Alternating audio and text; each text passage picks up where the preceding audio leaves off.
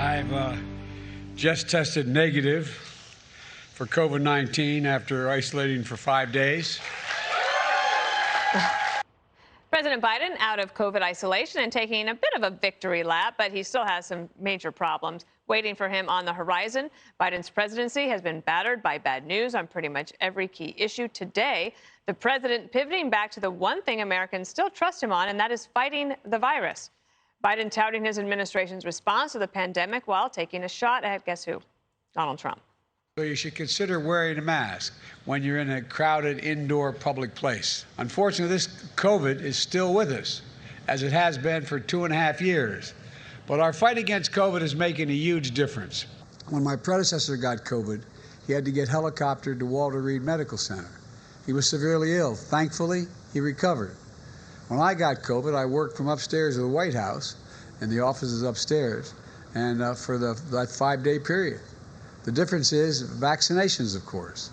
And while the president looks relieved after testing negative, his political problems, they are getting worse. A new CNN poll finds 75% of Democratic voters want someone else to run in 2024. And this one, quite a shocker, Pete Buttigieg is beating Joe Biden among Democrats in a New Hampshire poll, because it's never too early to poll New Hampshire. Jess, you want to start with the COVID? The president's now negative.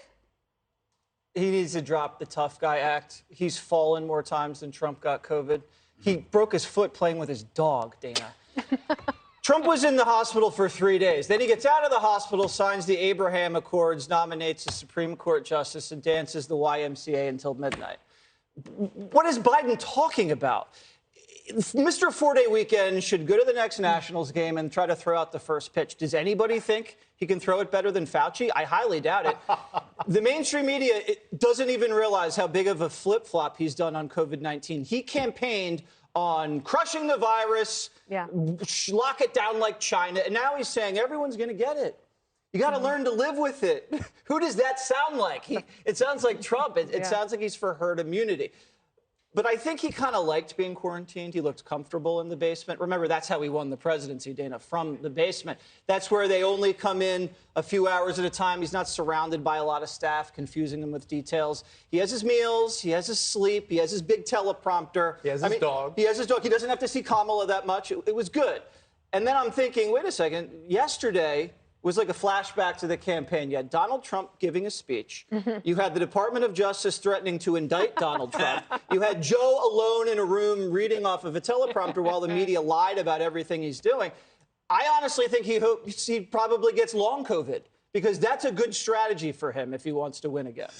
I wasn't able to look at the news yesterday, but now that you just describe it that way, it really was like being in a time warp. What do you make of everything? Well, I'm trying to figure out what's in a worse condition, Joe or his own party. I mean, one moment he's benign, and the next moment he's shouting invective at curtains. This guy shouldn't be talking to China unless it's the dinnerware. I mean, and think of the poor interpreters. They'll stroke out and not like Hunter. I haven't seen a guy this lost since the Donner Party, but his party is worse. They're propping him up like those photo stand-ins at the boardwalk, and there's no longer a question if he's running the country, it is who. You're looking at this part. This is why I think it's almost a mistake to focus on Joe, because I think what's behind Joe is worse. The party is in bad shape. What's it stand for? It doesn't stand for victims. It stands for criminals. It doesn't stand for parents. It stands for activists. It doesn't stand for women. It stands for woke. It's not about children. It's about the teachers' union. They're in such bad shape. They're going after the weakest Republican candidates, right, in races, and propping them up so that they can hope that they could beat them later. That's how little confidence they have in their own abilities. You know, it's a perfect example of left versus right. The left, the left can't build things. It can only tear things down, whether it's family or the police or the Supreme Court, or in this case, other candidates, because they don't have any confidence in their own. When was the last time the Dems solved a problem that wasn't political? Border, crime, inflation, fentanyl, education. Biden is the least of their problems, you know? Well, Kellyanne Conway was on the show earlier today talking about this poll. Do you have that soundbite, control room? Thank you. Could you play Kellyanne for us? Thank you. Oh, Biden's net favorability is plus 19% among Democrats and independents in New Hampshire. first primary state. So if he starts taking on water within his own party and is going to face not just headwinds in polls now, but an actual primary challenger too within his own party, that spells trouble. It does. What's interesting, Kennedy, that we weren't able to get to, but we will now, is that in that poll in New Hampshire, of the top 5 Democrats, Kamala Harris was not in the top 5. No, she came in at number 6. And Pete Buttigieg, who has not been a success in terms of his secretaryship, he's the least awful of all of them. So he's done a bad job. He's been completely elitist. He's been MIA. He has no real solutions other than to tell poor people to spend $70,000 on an electric vehicle that they can't afford, and somehow gas won't be a problem for them. But going into debt for it is absolutely fine. And somehow he is beating the president. And I asked Bret Baier this the other night, when do we reach critical mass?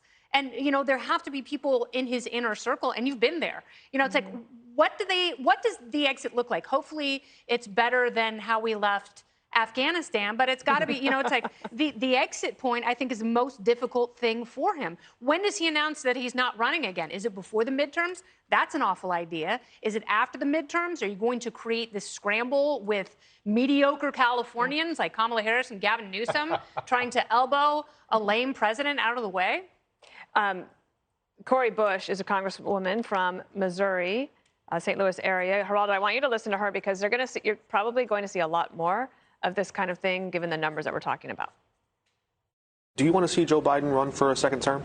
She's going to go. Yeah, that's an easy question. It's not going to take long. Do you want to see Joe Biden run? I don't want to answer that question because we have not. I don't want to answer that question. Yeah, she didn't want to answer it, Geraldo. Well, I think that a lot of Democrats are fearful that people are, putting the old age curse on Joe Biden and thinking that he's, senile and incapable of holding high office. But I see things a little different, as you might expect, than most of y'all. I believe that today was a pretty good day for Joe Biden, aside from the fact that he came out looking vigorous. And I detest people who compare, well, my disease to your disease, and I got better and you didn't get better. Yep. I think that's absolutely lowbrow, and I'm ashamed for him. But he had a great day in the sense that Jerome Powell, the Federal Reserve Chairman, gave him a big wet kiss, as you know, Dana, today. He said we are not in recession. He said that the labor market is strong. Consumer demand is strong. Although there will be another raise in the interest rate in the offing, the stock market went nuts on the good news, and it seems as if we will escape the worst, damages of a recession, and that'll be a good thing. And just in terms of polling, the poll I saw that compared generic Republicans to generic Democrats, whoever they might be, was a lot closer than some of these polls that indicate a Republican rout of the Democrats. Especially in the Senate, which we will maybe get to a little bit later. Hey, Sean Hannity here. Hey, click here to subscribe to Fox News YouTube page and catch our hottest interviews and most compelling analysis. You will not get it anywhere else.